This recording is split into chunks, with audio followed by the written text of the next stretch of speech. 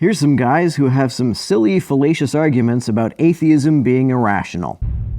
For all of history, it seems the winner of any intellectual battle is the one that presented the most rational position for their stated view. That depends on what you mean by winner. If by winner you mean the side that convinces the most people, it certainly is not the case that the winner is always, and maybe not even mostly, the one that seems to have the most rational position. If there's one group that's cornered the market on the use of the word rational, it's atheists.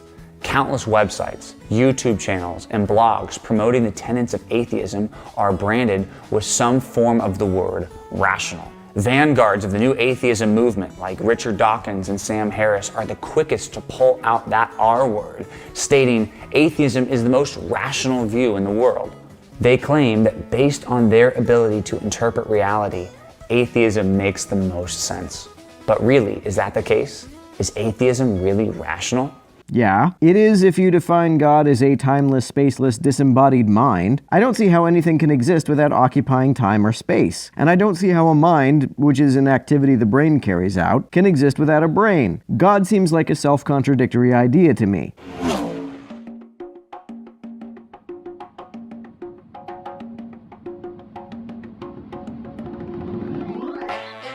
Dr. Jason Lisle has a PhD in astrophysics from the University of Colorado. He's written numerous books explaining the rationality of Christianity and the consequences of atheism. What's the point of explaining the consequences of atheism? He wouldn't be planning on doing something as silly as making an argument ad consequentiam, would he? Atheism as an idea or as a philosophy. What is atheism? Really, atheism is the belief in no God. Atheism, no God. Many atheists define it that way, but another interpretation is that an atheist is an atheist, a non-theist. Someone who does not necessarily believe there is no God, but rather simply lacks a belief in a God. These two definitions are both legitimate. And so it's the position that God doesn't exist. And then there are logical consequences of that. Some people try to say, well, it's not a belief system. It's just, I don't have a belief system. A lack of a belief system. Yeah, a lack of a belief system. There are lots of atheists who say that atheism is a lack of a belief in a God. But I've never heard an atheist say that atheism is a lack of a belief system. Commonly, atheists do have some kind of belief system, often empiricism or positivism. And they are atheists because they conclude that those systems preclude the existence of a God, or at least fail to show there is a God. So if you're going to play that game, then I'm an atheist. I'm just not convinced of atheism, right? Sure. I've just not been persuaded of your belief system. I deny your belief system. How is this a rebuttal to the assertion that atheism isn't a belief system in the first place? Those who identify as atheists and define their atheism as a lack of a belief are not making any assertions to believe or disbelieve. So it's incoherent to respond that you are not convinced. Not convinced of what? No claim has been made. No, the fact is both theism, Christian theism, and atheism are both positive belief systems. Some definitions of atheism describe positive belief systems, but the definition of atheism that describes it as merely a lack of a belief does not. They both take a position on whether or not God exists, and that has consequences for how the universe would be expected to behave. An atheist who defines atheism as a lack of a belief in a God does not necessarily take a position on the existence of God. By that definition, a person who's never heard of God, and thus cannot have a position on God's existence, is also an atheist. For you personally, what kind of purpose do you have in your life? It's a hard one. I don't know, to actually say there's a purpose for things, it's kind of difficult. You know, we're just specks of dust on a speck of dust, amongst other specks of dust. Purpose. I think our generation seeks purpose and they want to have meaning. Can atheism provide any purpose for a person? This video is called The Irrationality of Atheism, but I fail to see how atheism has to provide purpose to a person to be rational. If people have no purpose imposed upon them, then there's nothing irrational about saying that they have no purpose. A person can decide irrationally. They can say, well, you know what, my purpose in life, I'm going to make my purpose in life to build the largest ball of peanut butter that has ever been accomplished, and they can just decide that. Even if a God exists who has a purpose in mind for us, it's no more or less rational or arbitrary to decide to live according to that purpose than any other arbitrarily chosen purpose. You can't get an ought from an is. The mere fact that a God exists, if indeed one does, and imposes his own purpose does not mean that we therefore ought to live out that purpose. Ultimate purposes are not something that reason can establish. As David Hume once said, it is not contrary to reason to prefer the destruction of the whole world to the scratching of my finger. By this he didn't mean that there's no difference between the two, or it doesn't matter which we prefer, only that it is not an issue that reason can ultimately decide. To choose a purpose, even if you are choosing to live out a divinely dictated one, is irrational, not rational or irrational.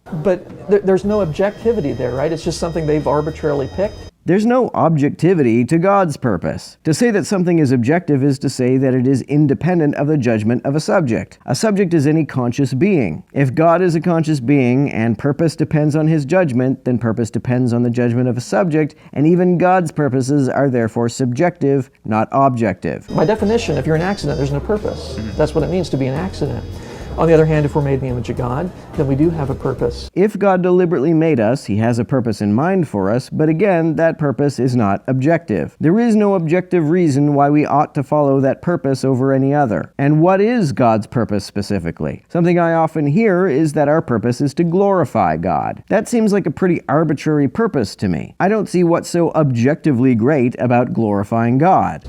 And the fact is, because we know in our heart of hearts that God exists. Who are we here? How do you know that we know that a God exists? If your answer is that the Bible says so, then you're making a circular argument. You're begging the question if you use what God purportedly said as a premise in an argument for God's existence. We do have a sense of purpose built into us. Human beings do. That comes out even in atheists. I think of Richard Dawkins, who, he's an atheist and he goes around teaching how everybody should be atheists.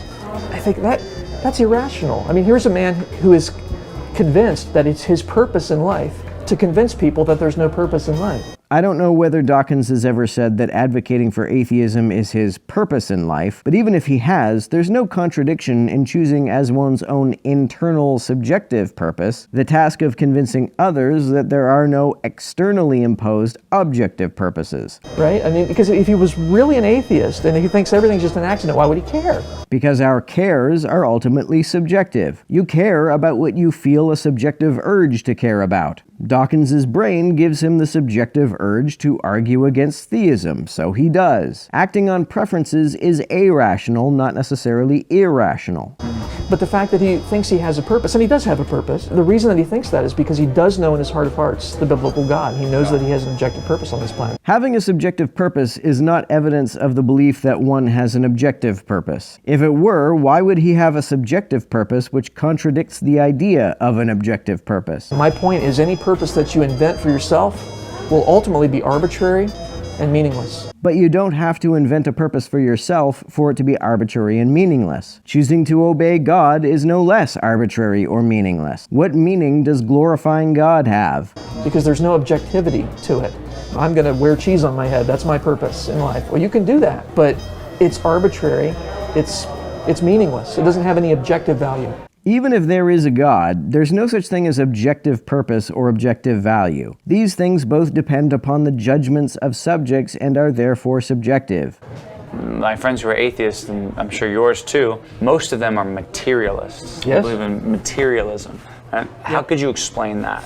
So materialism is the belief that everything that exists is made of atoms or energy. So everything that exists has a position in space. It's material. And that's a self-refuting position because anyone who would try to argue for that would have to use laws of logic in order to make the argument. Which is entirely reasonable and consistent because the laws of logic are descriptions that humans came up with to describe what we can and cannot make sense of. They are descriptions of what our brains seem to be doing. Descriptions exist in time and space wherever and whenever they are written, spoken, or thought about. They are patterns and activities carried out by matter. They are material. Okay. But the problem is laws of logic are not made up of atoms. But they are activities carried out by atoms, which makes them material. material activities.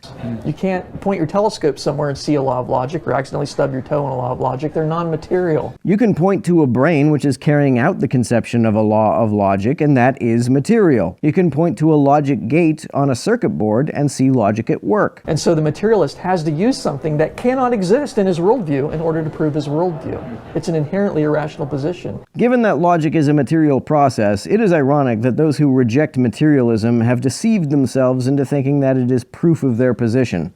And a lot of atheists haven't thought that through, but it really is a devastating refutation of their position.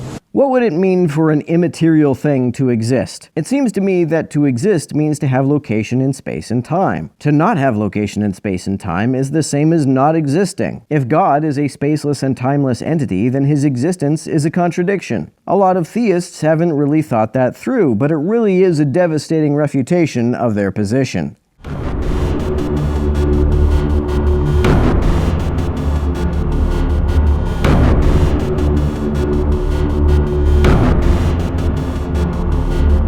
To everyone who helps me out on Patreon, you're a big help. Thanks so much.